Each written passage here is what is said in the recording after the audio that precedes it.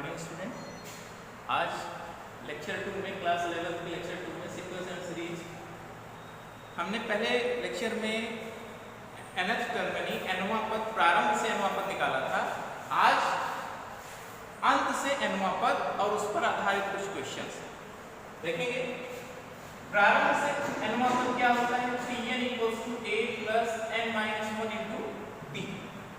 अब अगर अंत से nवां पद निकालना है तो आप जानते हैं अगर किसी सीक्वेंस में कोई भी समांतर श्रेणी है उसका पहला पद a और सर्वांतर d है तो इस तरीके से a + d a + 2d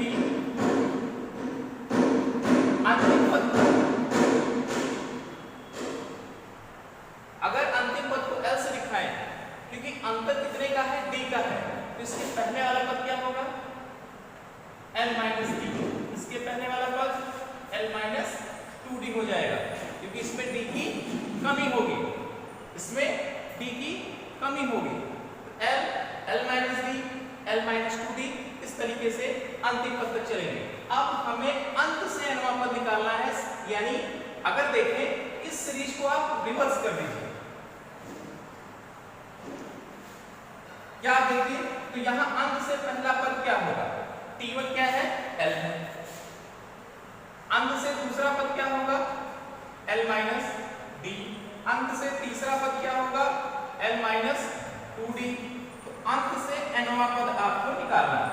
देखिए क्या हमने इसके पहले भी प्रारंभ से जब निकाला था उसमें आपने ध्यान दिया होगा कि हमने a की जगह L की जगह a लिया था। यहाँ पर d नहीं है तो हम लिख सकते हैं L + 1 - 1 × t। ठीक है।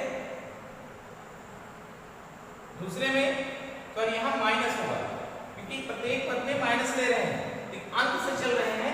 यहाँ इसमें से यानी L में से d को हमने माइनस किया। कौन सा d? 0d। कुछ भी नहीं माइनस कर रहे हैं तो 0 × t लिख सकते हैं। इसी तरीके से L - इस d को लिखा जा सकता है 2 - 1 × d।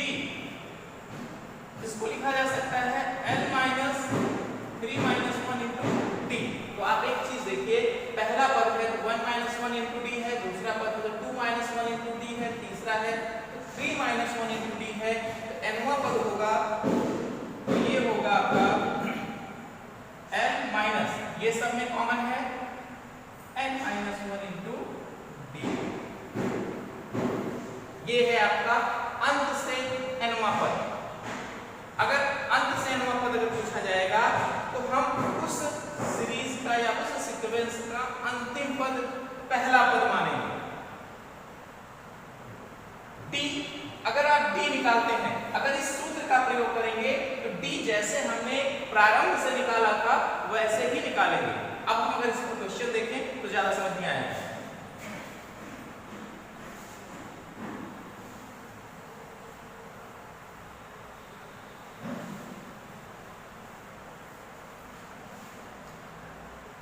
जैसे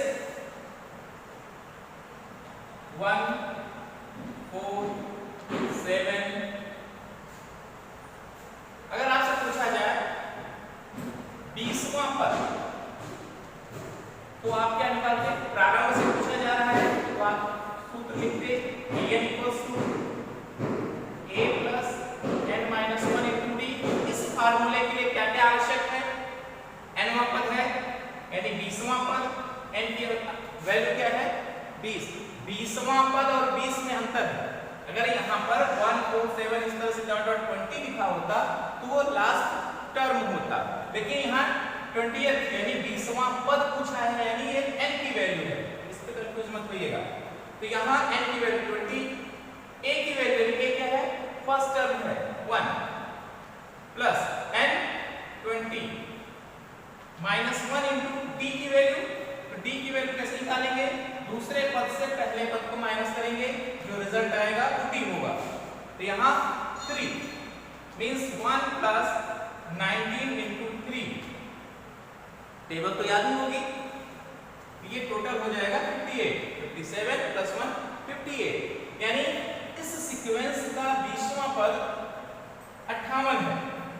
ठीक है, यानी अगर ये क्वेश्चन अब दूसरे ढंग से, अगर ये दिया हो 1 4 7 डॉट डॉट 58, अब आप इसको देखें, इसमें पदों की संख्या नहीं पता लेकिन अंतिम पद पता है। अगर इस क्वेश्चन ये क्वेश्चन होगा और आपसे पूछा जाए अंत से 11वां पद क्या होगा,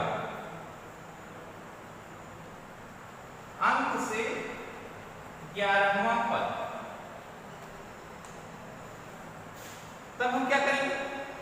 ये तो आपने प्रारंभ से 20वां निकाला है, यहां अंत से 11वां पद अगर पूछा जा रहा है इस सीक्वेंस में, तो क्या करेंगे? तब आपका चेंज हो जाएगा। अब आखिरी पद आपका तो फार्मूला यूज होगा Tn = L - n - 1 × d। केवल आप फार्मूले में देखें, पहले और दूसरे फार्मूले में L की जगह A की जगह पे L है और D की वैल्यू नेगेटिव है, तभी यहां माइनस आया। तो अगर हम फार्मूले का यूज करते हैं, ध्यान रखिएगा, अगर फार्मूले का यूज करते हैं तो हमें करना क्या होगा? अंतिम पद को L से दिखाएंगे, यानी L = 58, n की वैल्यू 11वां पद निकालना है 11, नोट करेंगे।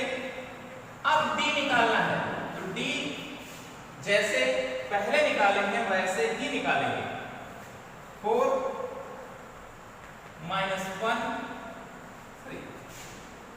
अब इन सारी वैल्यू को इस फार्मूले में रख दीजिए, तो 11वां पद L की वैल्यू 58 माइनस D की वैल्यू 3, 11 में से 1 10,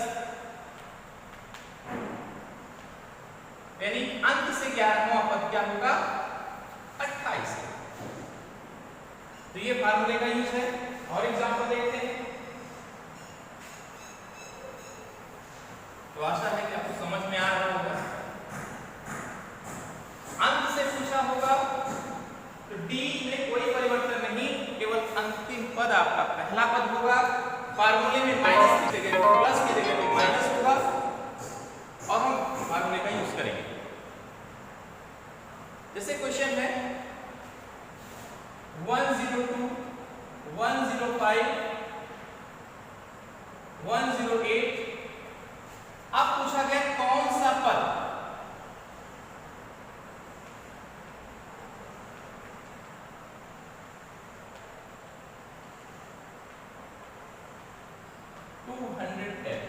कौन सा पद 210 है।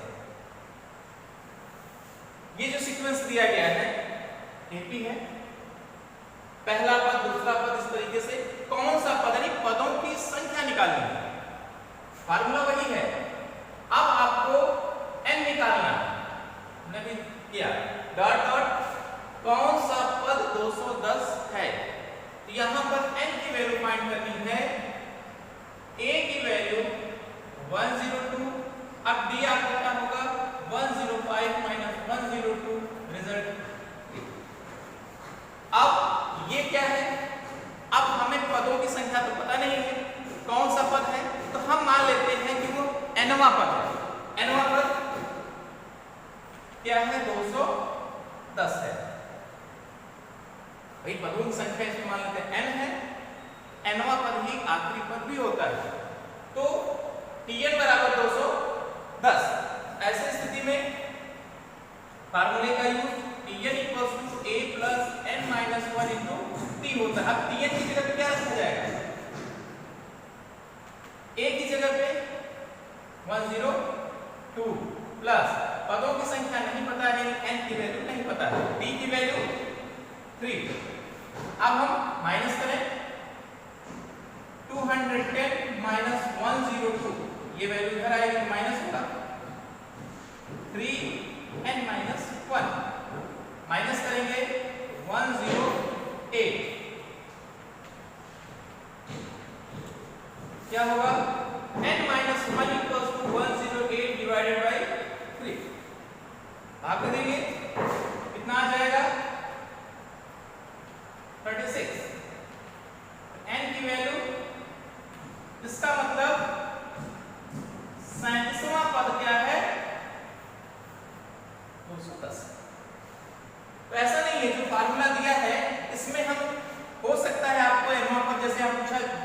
पूछा जाता है 20वां पद, 21वां पद, 99वां पद यानी nवां पद पूछा जाता है, तब आपको a n d पता होता है।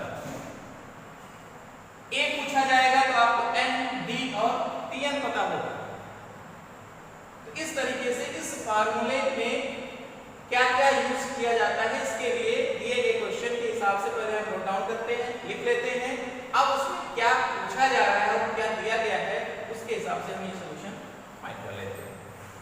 अब एक एग्जांपल और अंक से है, फिर आप इस पर आप प्रैक्टिस करेंगे।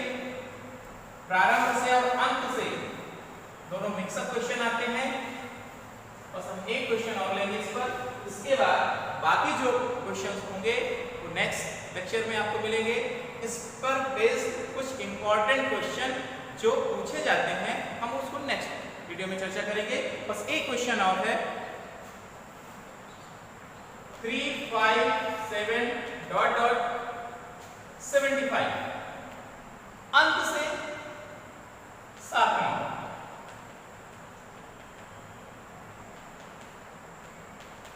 क्या? ऐसी कंडीशन में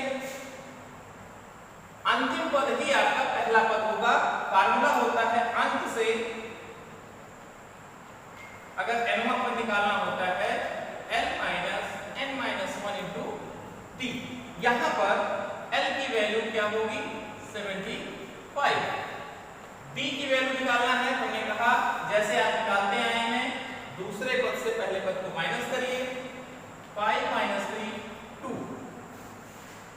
7वां पद यानी n इक्वल्स टू 7। इन सारी वैल्यू को यहां रख दीजिए। 75 माइनस 7 माइनस 1 d की वैल्यू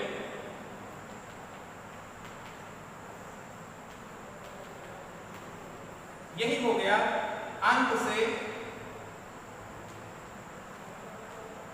7वां पद। तो इस तरीके से हम क्वेश्चन को सॉल्व करेंगे। तो आज के लिए बस इतना ही, नेक्स्ट लेक्चर में बाकी इंपॉर्टेंट क्वेश्चंस। धन्यवाद।